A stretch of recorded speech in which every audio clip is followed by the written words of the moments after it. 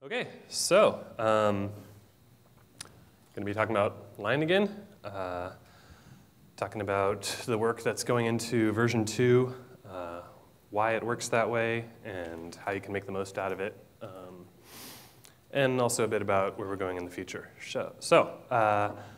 Actually, before we dive in, if I could get a show of hands, who's using version 2 of Leiningen? Wow, okay, fantastic.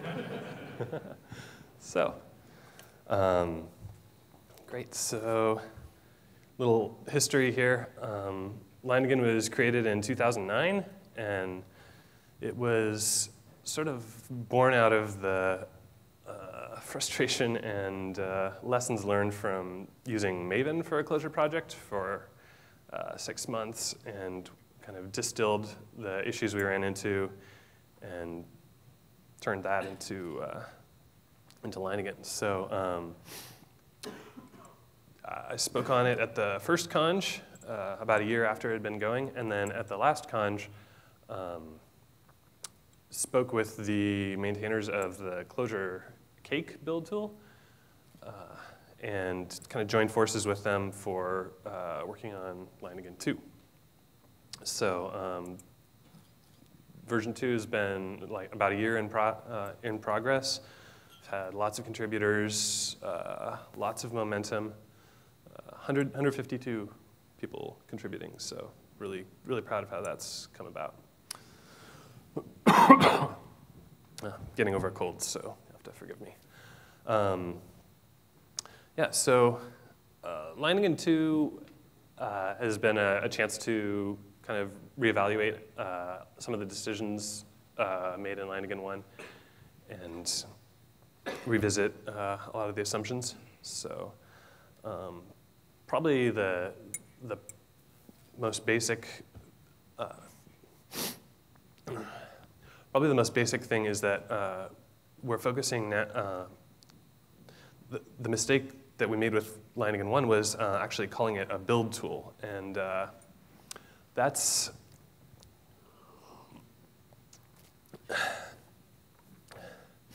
sorry, this cold's really getting to me.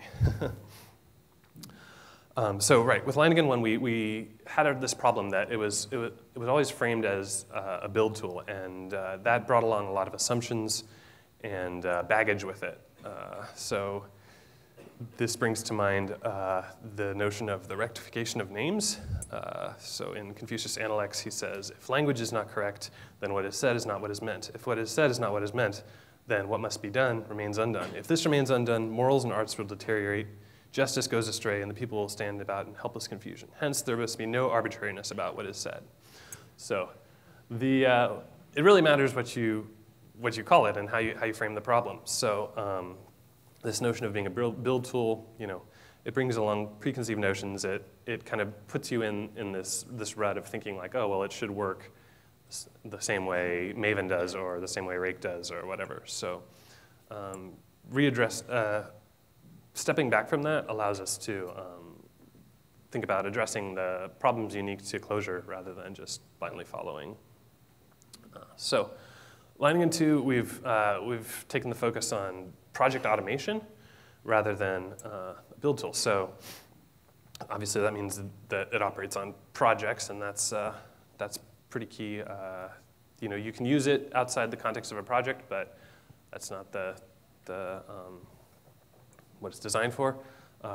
And this notion of automation means that it's designed to encode actions and be able to get repeatable results out of them. So it's not designed to support the use case of just throwing stuff together and making it happen. And of course, you can do that, but that's really counter to the design.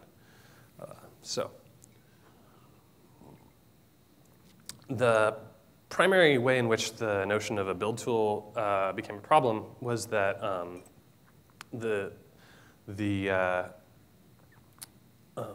version 1 was designed strictly for development time only.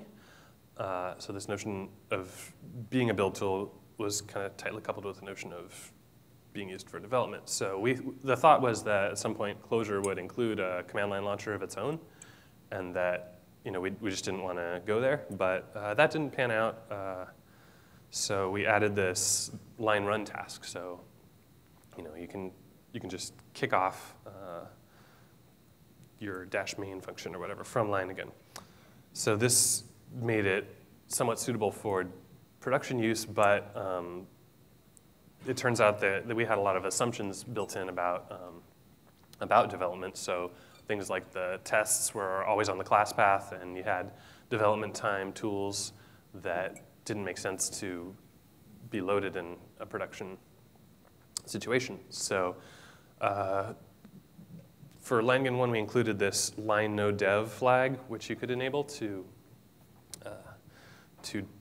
switch that stuff off, but it was really tacked on, and it didn't have a cohesive design to it. It was just trying to undo some of that. So in Leiningen 2, that kind of stuff is expressed in terms of profiles, and we'll talk about that more in a minute. But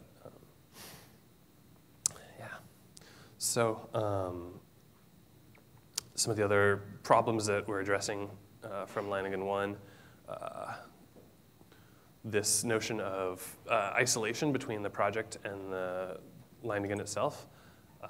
In Leiningen 1, you would have plugins and certain other directories bleed through to affect both Leiningen's class path and the project's class path. And it turns out, especially with plugins, the fact that there's two separate dependency resolution times. There's like plugin install time and then runtime.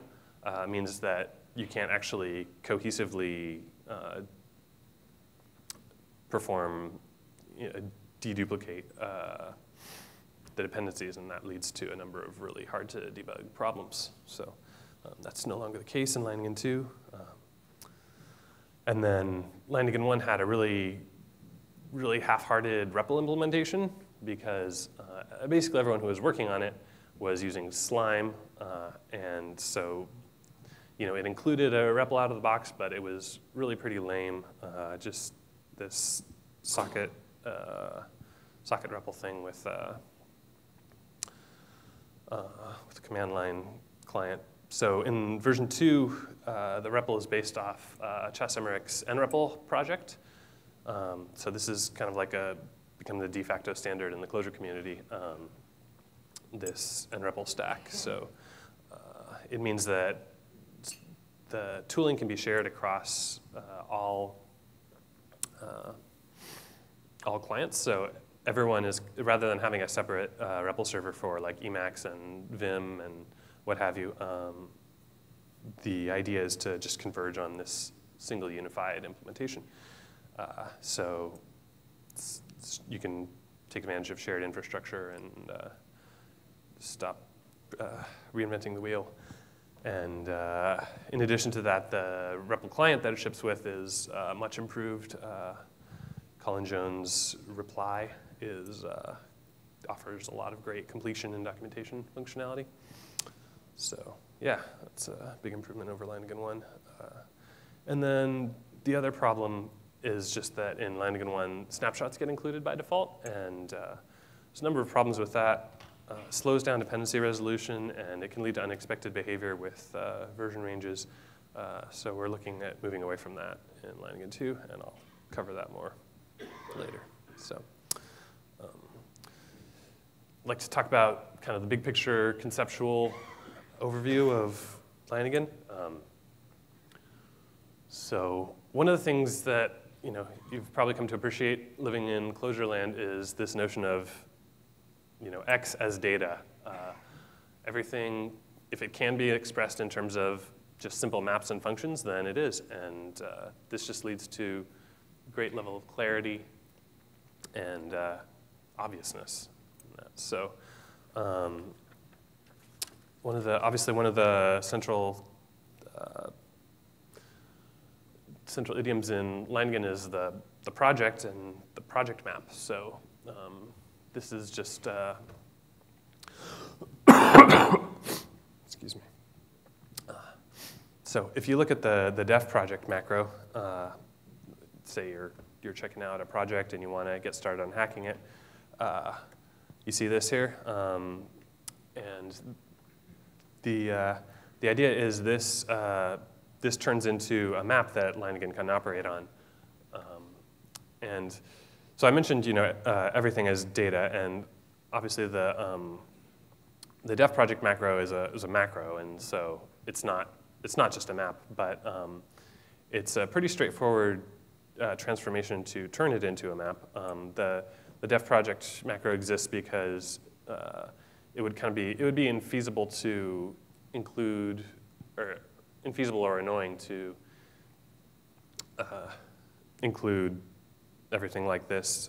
You'd have to end up putting in a lot of repetitive defaults, and you'd also have to quote all your symbols for dependency names. So the def project macro cleans that up a bit, but conceptually, everything behind the scenes is just a map, and you can use the line pprint plugin to emit that map. So if you're ever curious about, you're making a change and you're wondering what the effect is going to be on the project map, you can pull that in and give it a run and get an overview of what it's going to look like. So another benefit of everything just being a map is, certain types of manipulations are possible. So I mentioned earlier with profiles in Leiningen 2, you can adjust the behavior in different circumstances. A profile is just another map that gets merged into the project map that can change the settings. So when the profile gets activated, right, there's just this deep merge going on. And it's not a simple merge in terms of like closure core merge. It's a merge that kind of honors, tries to do whatever makes sense in terms of whenever there's a conflict. So like sequences will get concatenated and maps will get merged, et cetera. And then you can override that behavior by attaching metadata onto a value if you want to have it replaced or something like that. So, right, so that's projects. Really simple data and simple manipulation of them in terms of merging. And the other main concept in Leiningen is the task. And so if you think of projects in terms of maps, think of tasks in terms of functions. Here you see a Leiningen invocation of the hello task with these arguments, and that really translates into this function call. So you find that the task function and pass in the project map, and then pass in the XYZ command line arguments. So every task invocation can just be thought of as a function call, and when you are so the goal here with your tasks is to achieve referential transparency with these function calls. So if you think of the arguments to this task like abstractly as the project map, the command line arguments, and the files on disk, and the quote-unquote return value being the exit code, whatever gets put to standard out, and the files written to the target directory. If you think in terms of those of the function that way, then if you can achieve referential transparency there, then you get a lot of benefits in terms of project automation, repeatability, and so on. So, right. So that's the big picture of Leiningen 2. The big issues there. I'm going to talk a little bit about some of the pitfalls of problems people run into with Leiningen 2. So I mentioned referential transparency in project functions. And one of the most common blockers there is the notion of snapshots.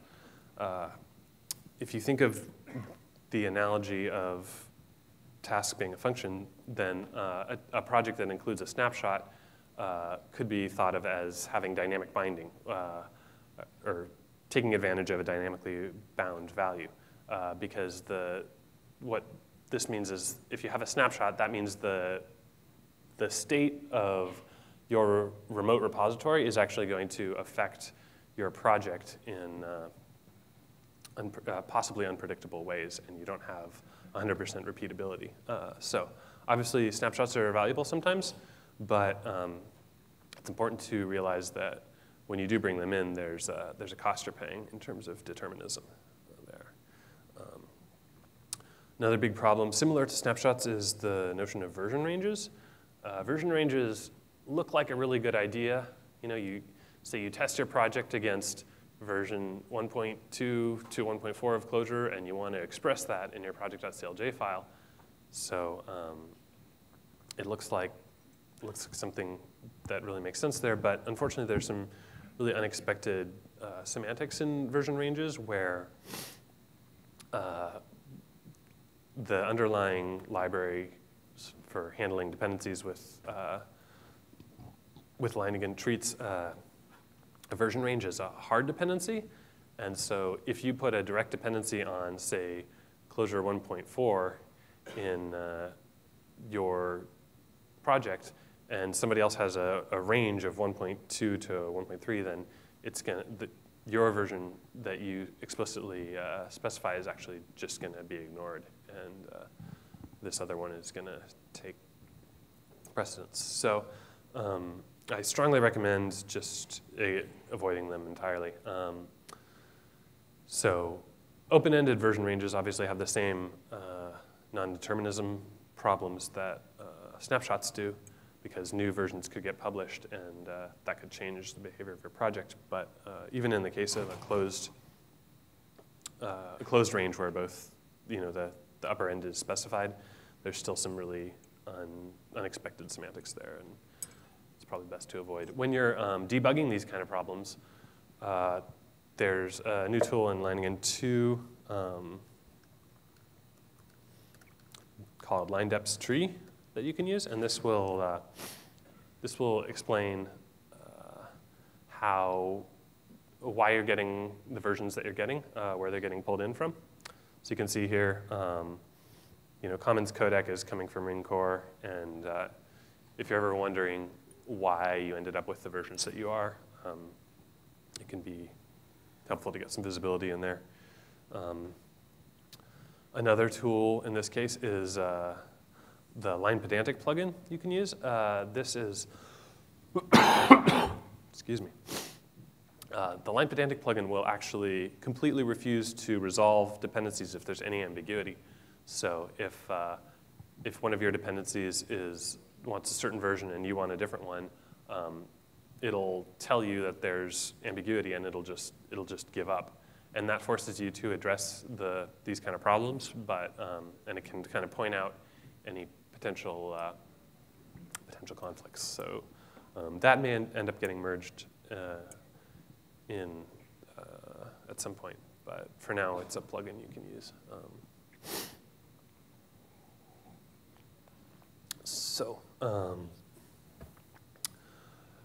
A really common question people ask about using Leiningen is they come with this standalone jar file, and want to know how to make that work with the Leiningen project.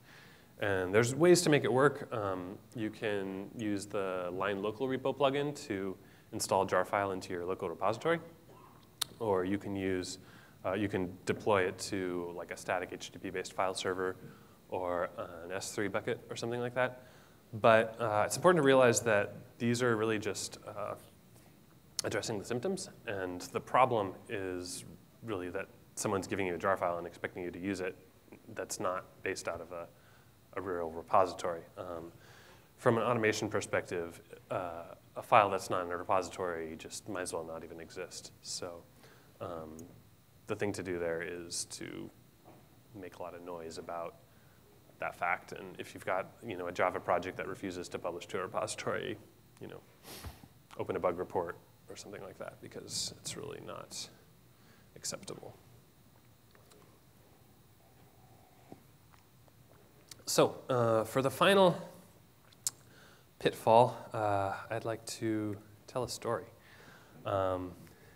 Imagine, if you will, a resourceful, nefarious attacker, and this guy wants to mess with a person or company using Clojure. So he comes to the conj, and late at night after everyone's gone to bed, he comes down to the wireless router and sticks a paperclip in it and resets it and tweaks the DNS settings to point to server of his choice that he controls.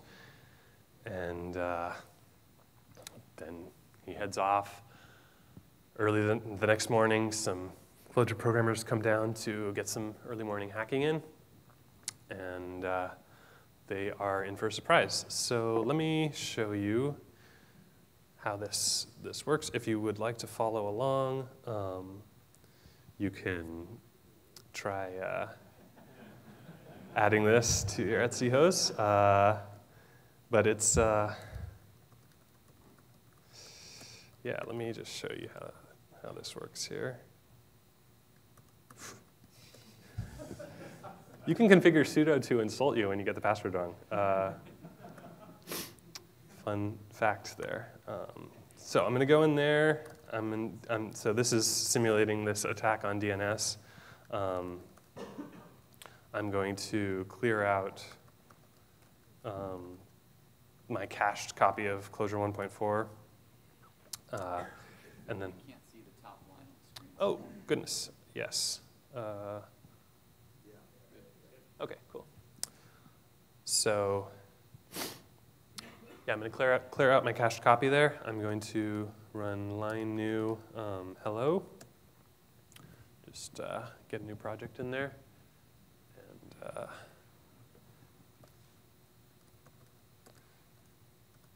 once I launch a REPL, see what happens. So it's going to try to fetch the Clojure jar from my fake repository, and boom, right? Remote, arbitrary code execution there.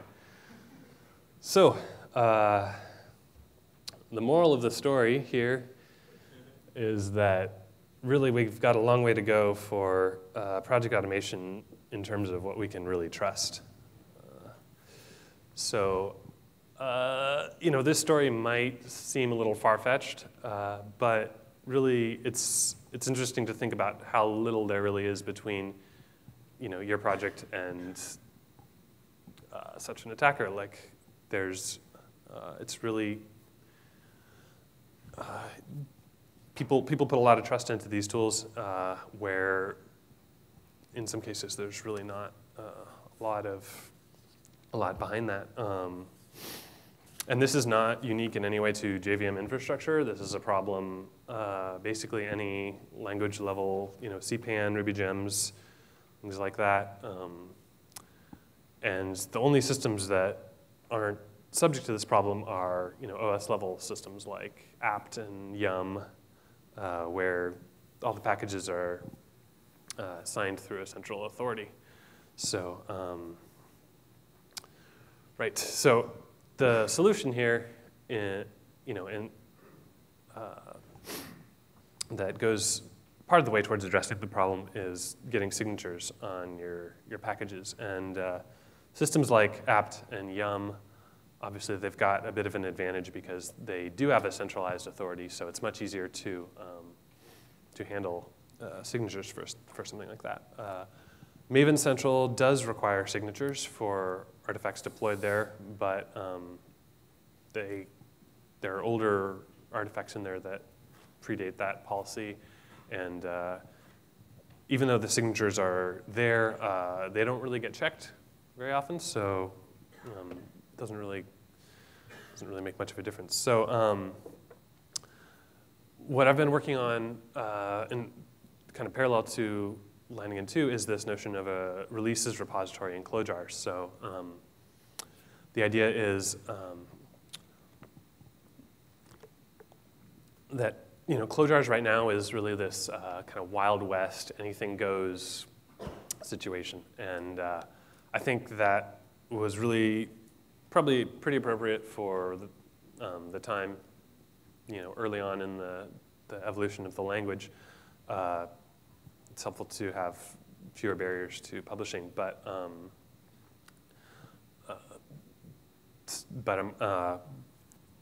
the notion that we're working on with the releases repositories, there would be a bit of a higher bar to getting something in there. For instance, it would not include any snapshots. It would require a certain level of metadata on all jars getting in there, so you would have to declare a license and things like that. But then also you would have to have signatures for all the artifacts deployed there. So that, I think, is necessary but not sufficient for addressing this problem. It's kind of the building blocks on which a good solution can be constructed. So once you have signed dependencies, you can actually run through your dependency graph, and you can check, verify them. So I'll show you here. There's this experimental feature in Leiningen 2, LineDeps verify, that will run through your dependency graph, and it'll tell you what the signature state of each dependency is. So ideally,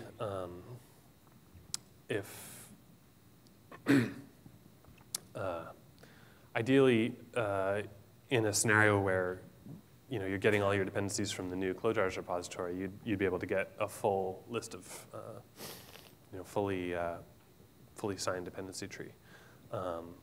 But that's really not the solution in and of itself. All that a signature tells you is that it was signed by somebody with a given key, and that doesn't tell you about whether that key is trustworthy in any way. So, right, I mentioned the apt and yum signatures. They've got a centralized authority to say, these keys are trustworthy because this person is a Debian developer or whatever. And in a decentralized setting, it's much more difficult. You have to build out what's called a web of trust. So I'm hoping that this is something the community can work towards, and that you can actually build this transitive notion of trust between you and the authors of the libraries you use by having the various keys be signed, and by having people sign. With the GPG, you express the fact that you trust a key by signing that key, and you can build out this web by following the links of the signatures between yourself and the author of a library. And so it's my hope that eventually in Leiningen we'll be able to not only verify what's signed and not, but what's trusted and not. So my hope is the new clojars repository will encourage this. So we've got that still in development, but if you publish repositories, if you publish libraries to clojars with Leiningen version 2, you'll notice that it automatically signs it.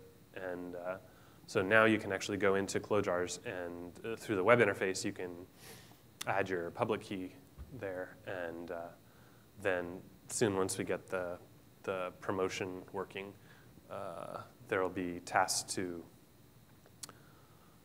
upload from the existing repository into the releases repository for qualified jars where the signature checks out and the metadata is all there. So,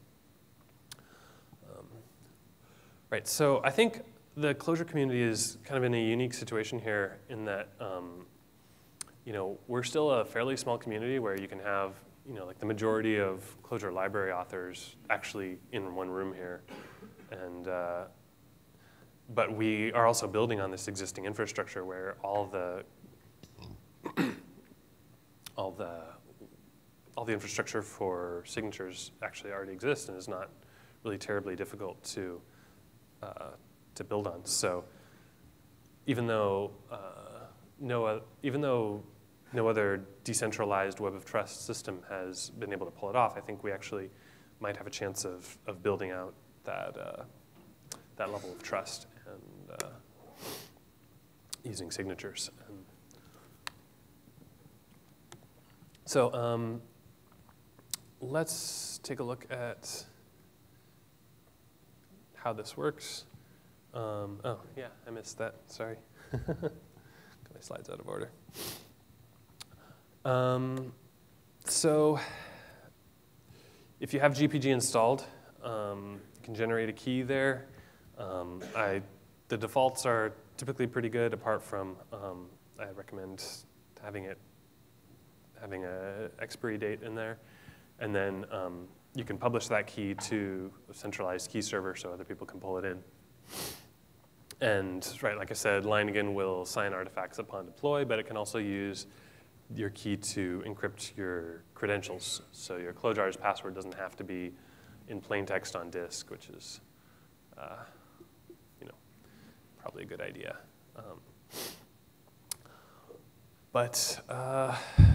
So like I said, I think the Clojure community has an opportunity to build out this web of trust. If you, I think actually now would be a perfect time to do that. So why don't you go ahead and, if you don't have a GPG key installed, generate one. If you have GPG and you don't have a key, generate one, and we can actually do some of this verification right here, right now. So if you go ahead and just generate your key or pull your key up, and you can verify the identity of just the person sitting next to you, and we can take the first step towards building out this web of trust. So when you're building out, when you're signing someone's key, it's it's important to verify their identity. So this is not something you can do online. This is something like you have to do face-to-face in person. So you can check to make sure they're who they say they are.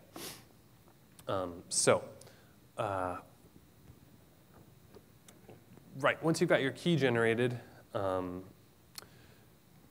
look to the person next to you and verify their identity using driver's license or so on and so forth. And then you can, if they've published it, you can call receive keys to pull it in and check the fingerprint and confirm that it matches what they're showing.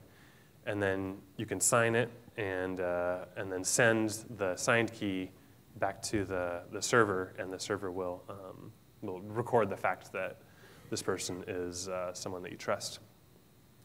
So if you ever so like the Debian community, they have these key signing parties that are really kind of an important part of building out that trust. But I think that's something that we could learn from and work towards. So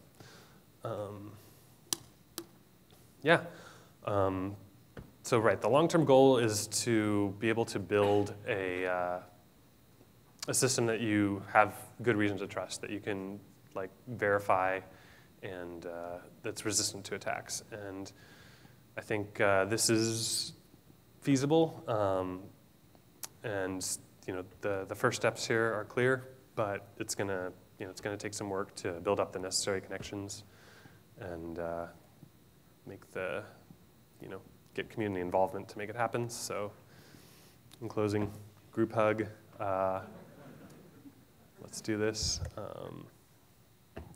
That's it. Thanks for having me.